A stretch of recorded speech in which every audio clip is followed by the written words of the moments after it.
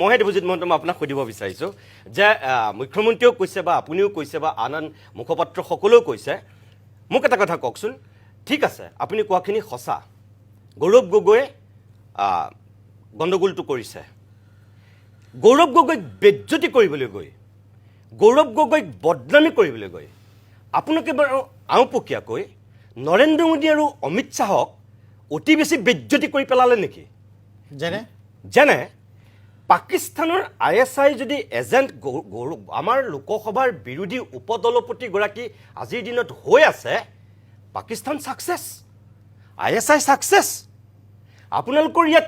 মোদী অমিত শ্বাহৰ নিচিনা প্ৰধানমন্ত্ৰী আৰু গৃহমন্ত্ৰীগৰাকীয়ে ইয়াত কি কৰি আছে তেনেহ'লে ইয়াত শুনক ইয়াত ল আছে ইয়াত IB নিয়া আছে ইয়াত আৰ্মি আমাৰ 3টা ফ'ৰ্চ আছে NSG আছে আটাইতকৈ শক্তিশালী যিগৰাকী প্ৰধানমন্ত্ৰীৰ নিৰাপত্তা উপদেষ্টা অজিত ডোভাল মতে ঘোঁৰা ঘাঁহ কাটি আছে নেকি তাৰ মানে যদি মই সেইটোকে সুধিছোঁ যে মই দিম মানে মোৰ প্ৰশ্নটো যদি সঁচাকৈ পাকিস্তানত গৈ গৌৰৱ গগৈয়ে এইখিনি কৰি আছে ISI এজেণ্ট হৈ আছে অজিত ডোভালহঁতে কি ঘোঁৰা ঘাঁহ কাটিছে তেতিয়াহ'লে যদি আমাৰ অসম পুলিচে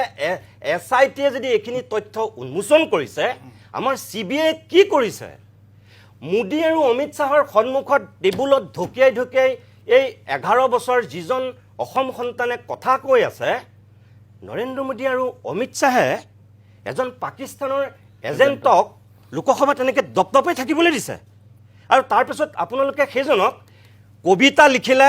এৰেষ্ট কৰে পাকিস্তান জিন্দাবাদ বুলি ক'লে গোটেই সভাক চুচৰাই আনি গৰু পিটন দি জেলত ভৰাই তাৰপিছত এটা পাকিস্তানৰ এজেণ্ট এটাই ইয়াত বুকু ফিন্দাই বিৰোধী দলপতি হৈ আছে লোকসভাত মোদী আৰু অমিত শ্বাহক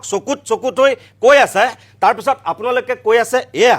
আপোনালোকে বেজ্জতি কাক কৰিছে মোদীক অমিত শ্বাহক কৰা নাই গৌৰৱ গগৈক বেজ্জতি কৰিবলৈ গৈ